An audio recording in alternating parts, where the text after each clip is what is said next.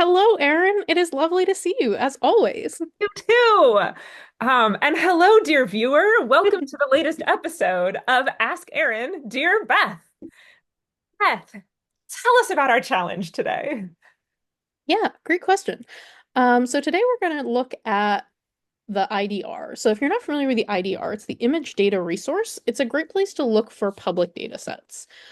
So if you care about public data, or because you want to be able to find data that looks like your own so that you can sort of build workflows on it, if you just want to find data that you think is going to be comparable to your own, so you can actually calculate your own metrics and see if there's actually interesting biology that you can find where somebody else has done all of the work of doing the microscopy.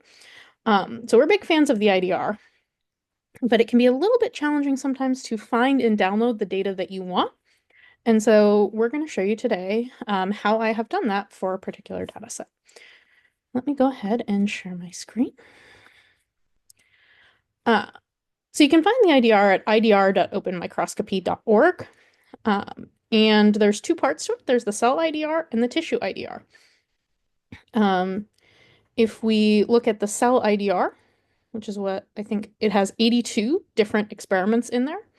And if we look at the tissue IDR, there are 53 different experiments in there. So there's a lot of data that you can actually take a look at and see how does it relate to your data.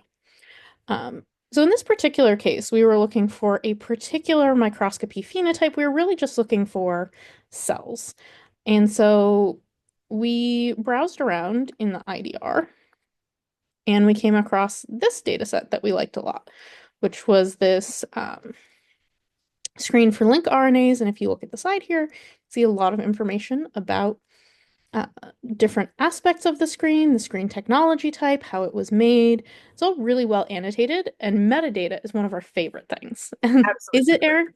Oh my Yeah. gosh. Like, don't get me started on metadata and how much I love it, because then we would just run out of time to record anything other than Erin waxing poetic about metadata. But I do think that's a really important part in terms of, anytime we're talking about a public data set, um, for it to be, reusable, it is certainly important that there is enough metadata with it that like a user down the road, like us, is now able to go and look and see, like, okay, here is information that I might need in order to understand what is in this data set, what can I do with this data set, how is this data set generated?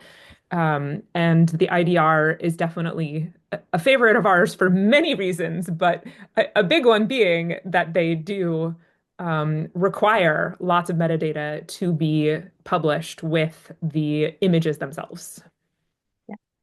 It makes everything so much more usable and so much more important because you don't just have data, but potentially the right data for your question. And there's lots of things that are searchable. There's great things about the IDR that we don't have time to go into today because today we're mostly going to look at data accession. How do we actually access the data? But so we found this plate of data as we were sort of browsing around that we liked a lot. We can take a look at it in the web client and see does it have the phenotype that we want? And these are some lovely cells, which will be great data points for other things we want to show in this podcast. Uh, so how do you then actually get a bunch of data out of the IDR? So if you go to their website, um, there's a whole page about how you download data. And if you just want to download just one image, you can do that here, but I don't think the IDR makes it as nice as it could, especially in this particular case where we have each image file is a whole well. And so it seems like that causes some crankiness in the download procedure. And some datasets in the IDR are stored as one file per plate. And so for that, you certainly can't go or don't want to go in and do that just from this web portal. You want to use some sort of a file transfer.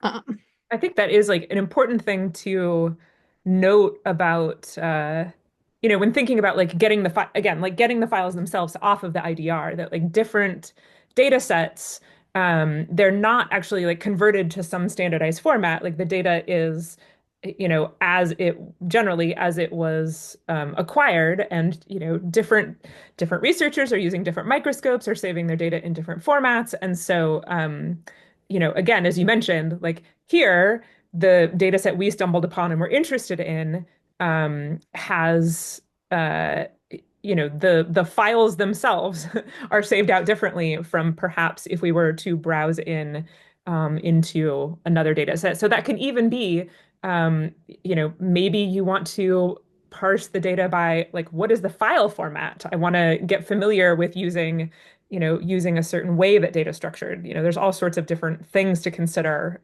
when browsing in such public repositories. And because the IDR is lovely and full of lovely people, they actually provide you three different ways to do it.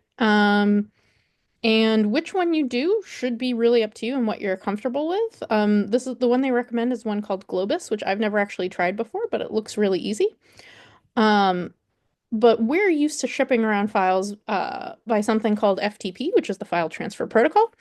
And so we are pretty used to in our work using nice tools like a program here called CyberDuck in order to actually ship data around.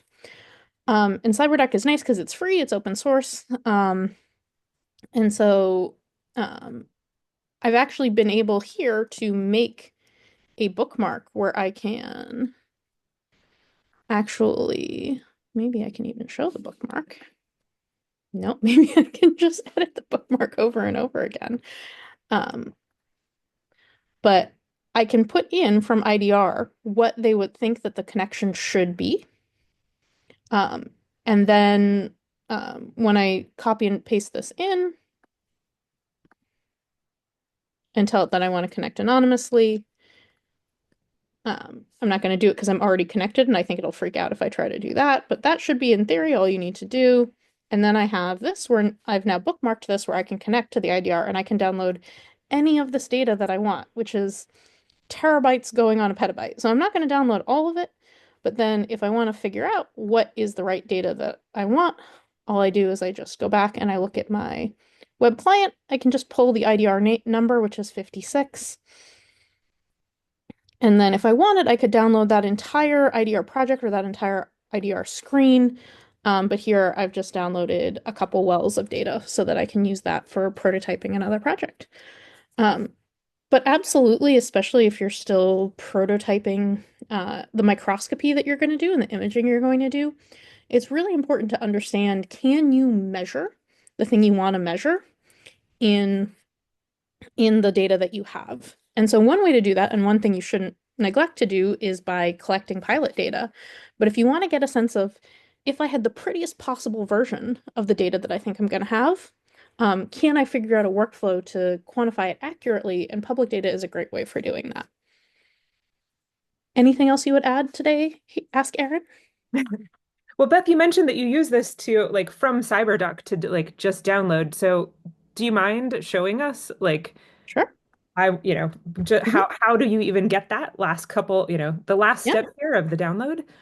So all I did here, so here is to just collapse out, I compared with um I grabbed the first thing that was there and it said screen 3 and here I'm looking at screen C and I hoped that those were the same and it looks like they probably are because if I look at this number here and this number, those aren't, so that's plate 1, but plate 2 matches this one and I'm looking at plate 2.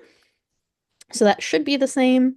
There's some metadata here from the microscope, which is great if I wanted to know exactly like what the exposure times were and what settings were and things like that. But in this case, again, each image is a well, and all I have to do is click on a few sets of wells and hit download, and CyberDuck goes ahead and downloads all that data for me. Wow. Awesome sauce. Yeah. So using these open source tools and these open data resources, you can actually get access to tons of data really quickly. You can use it to build workflows that you can then transfer onto your own data and make sure that you are getting your data as pretty as the public data and that is going to help you actually be able to run the analyses you want to run. Awesome. Right. Lovely seeing you guys. Thank you so much. Talk to you later.